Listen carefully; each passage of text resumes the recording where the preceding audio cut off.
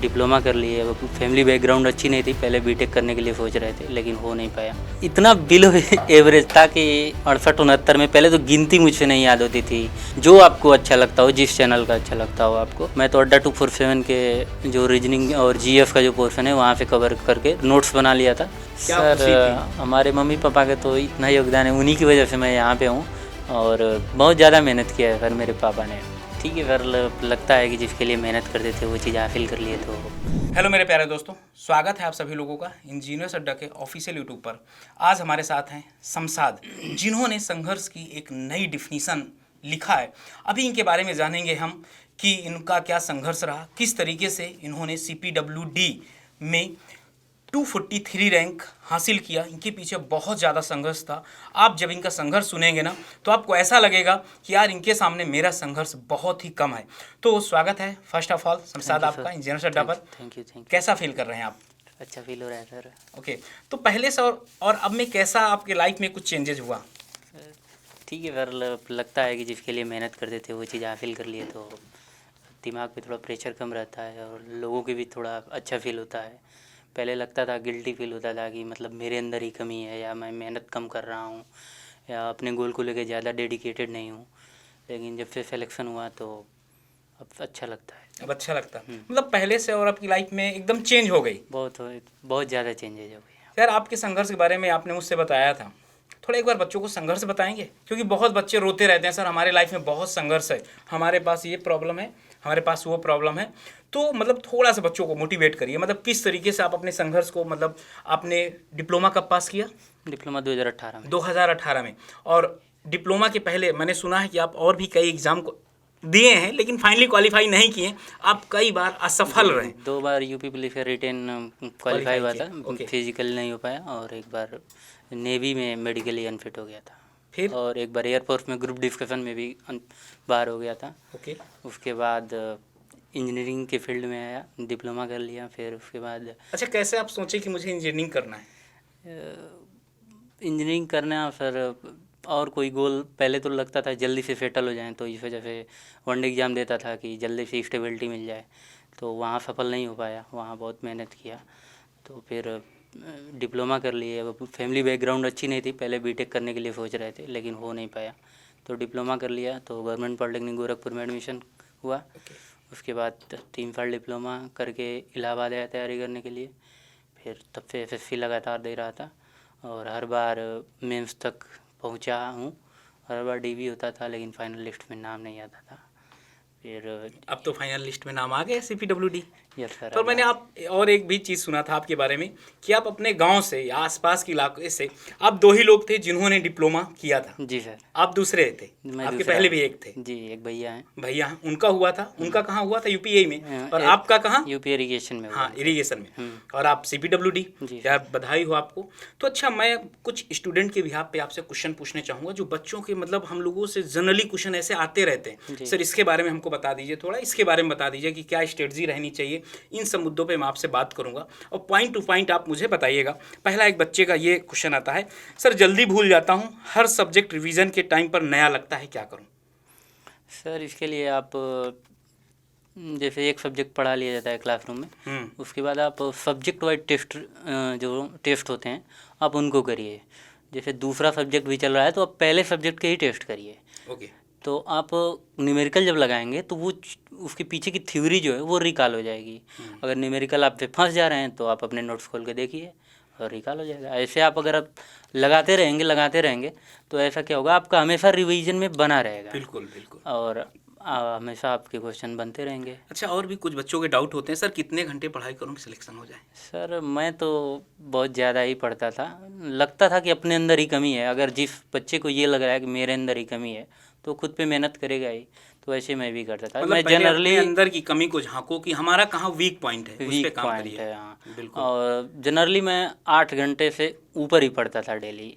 8 घंटे, 10 घंटे, किसी किसी दिन 10 घंटे लगातार होता है, लेकिन 8 घंटे से कम नहीं पढ़ना है। कि कोई लिमिट नहीं है पढ़ने की। मैं टारगेट सेट करता था कि आज मुझे 500 क्वेश्चन करने हैं, आज BMC रिवाइज करना है, आज RCC रिवाइज करना है। उसको रिवाइज करता था। अब 8 घंटे लग जाए, 7 घंटे लग जाए, मान लीजिए 6 घंटे में भी हो गया तो उसके अलावा फिर छोड़ के कुछ दूसरा आपको काम करना है तो कर लीजिए। अच्छा, कंसिस्टेंसी एक वर्ड आता है जी सर। सिलेक्शन के पॉइंट ऑफ व्यू से, की पॉइंट है वो आपका। हम्म। तो कंसिस्टेंसी कितनी ज़रूरी है? सर कंसिस्टेंसी बहुत ज़रूरी है। कंसिस्टेंसी ही मुझे यहाँ तक लेके आई है, क्योंकि मैं बहुत ही एवरेज बच्चा रहा हूँ और मैं इतना बिलो एवरेज था कि 68-69 में पहले तो गिनती मुझसे नहीं याद होती थी।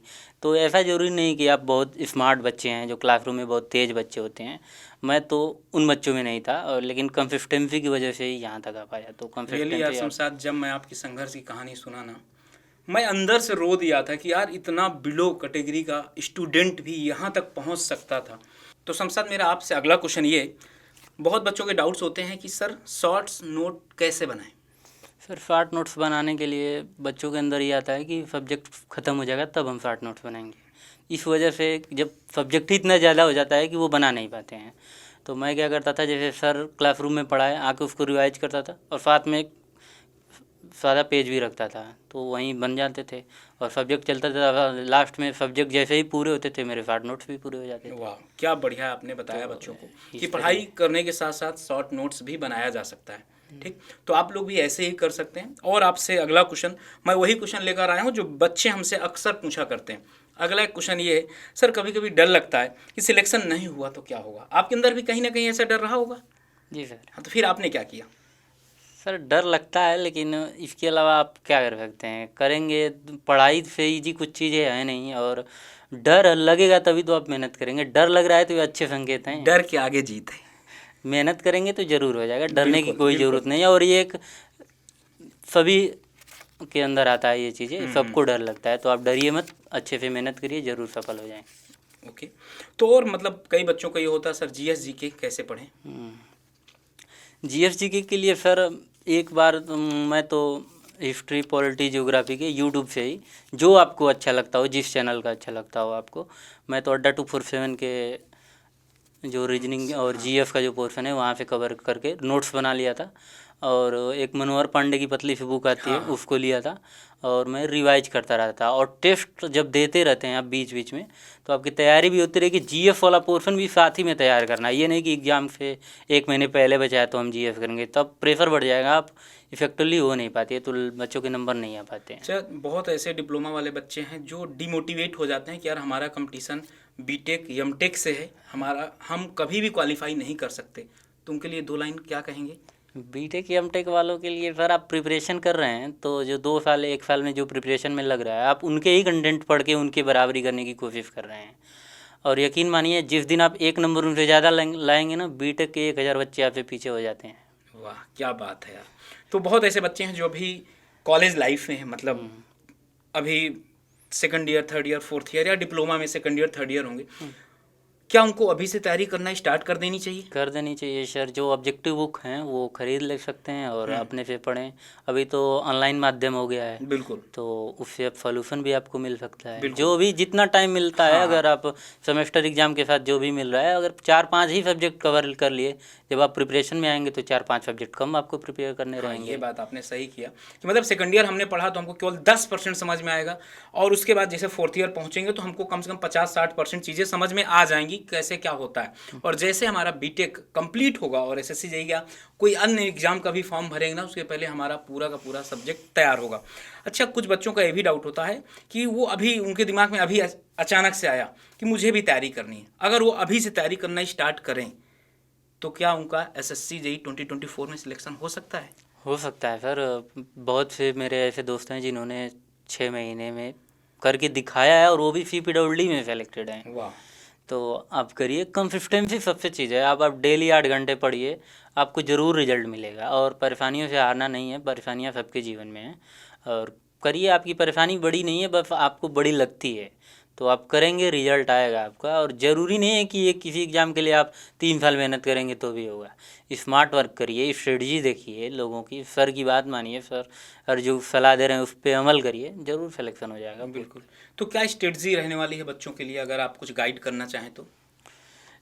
सर हम गाइड के लिए यही कहेंगे कि सभी बच्चे ऑब्जेक्टिव क्वेश्चन जो हैं उनको अच्छे से लगाएं और रिपीट करके ही क्वेश्चन लगाएं और प्रीवियस ईयर क्वेश्चन को ज़रूर लगाएं, बिल्कुल। क्योंकि प्रीवियस ईयर क्वेश्चन वो भले क्वेश्चन सेम रिपीट नहीं होते हैं लेकिन उनसे कॉन्फिडेंस बहुत ज़्यादा बिल्डअप होते हैं, और कॉन्फिडेंस है आपके पास तो टाइम मैनेजमेंट है और तो यूट्यूब में भी हमारे काफ़ी सेशन चलते हैं। जी सर। तो वो कितना यूजफुल आपके लिए थे और बच्चों के लिए कितना हो सकते हैं? सर यूट्यूब के लिए आपके जो क्वेश्चन है उसको मैं रिवाइज के तौर पे बहुत अच्छे से यूज करता था, जैसे 2x स्पीड पे कर लिया, और मैं पहले से पढ़ा हुआ हूँ। जो क्वेश्चन आते थे मैं आंसर अपने बताता था, फिर अगर वो गलत हो जाता था तो उसकी स्क्रीनशॉट करके रख लेता था, फिर पढ़ने वाले जब टेबल पे जाता था तो उसको लिख लेता था। ओके, तो मतलब यूट्यूब का सेशन आपके लिए बहुत हेल्पफुल था। जी। ठीक ना। तो इस जर्नी में आपके पापा और मम्मी का क्या योगदान रहा, कितना मतलब क्या खुशी थी? हमारे मम्मी पापा का तो इतना योगदान है, उन्हीं की वजह से मैं यहाँ पे हूँ, और बहुत ज़्यादा मेहनत किया है सर मेरे पापा ने। मैं बहुत ही लोअर क्लास फैमिली से आते हैं, लेकिन मेरे पापा ने मुझे बहुत अच्छे से सपोर्ट किया। मम्मी पापा भाई बहन जितने लोग हैं घर में बहुत सपोर्टिव, खासकर टीचर लोगों का भी बहुत योगदान रहा है। अच्छा शमशाद, आपसे आखिरी क्वेश्चन है, टाइम टेबल क्या होना चाहिए पढ़ने का? टाइम टेबल ये है कि आप सुबह जितने बजे उठते हैं, ये ज़रूरी नहीं है कि आप सुबह अर्ली मॉर्निंग उठ के आप पढ़िए, जितने बजे उठते हैं। मैं ये कहना चाहूँगा सभी बच्चों से कि प्राइमरी चीज़ आपके लिए क्या है, अगर प्राइमरी जिस दिन पढ़ाई हो जाएगी ना, सिलेक्शन उस दिन हो जाएगा। ओके, तो थैंक यू आपका, आप हमारे स्टूडियो पर आए, बच्चों को बहुत अच्छी अच्छी बातें बताएं, तो उसके लिए तहे दिल से शुक्रिया आपका। और मेरे दोस्त, आप लोग भी एसएससी जेई क्वालिफाई कर सकते हैं। एसएससी जेई ही क्या, कोई भी एग्ज़ाम आप क्वालिफाई कर सकते हैं अगर आपके अंदर डेडिकेशन है, कंसिस्टेंसी है। तो उसके लिए आपको जिस तरीके से शमशाद ने इतना संघर्ष करके यहाँ तक पहुँचे हैं, आप बिल्कुल पहुँच सकते हैं। तो आई होप आपके लिए सेशन बहुत ज़्यादा यूजफुल होगा और आपके सक्सेस के लिए बहुत आगे तक लेकर जाएगा। इसी के साथ अलविदा चाहता हूँ और बने रहें आप लोग इंजीनियर अड्डा के साथ। Okay, bye bye and thank you.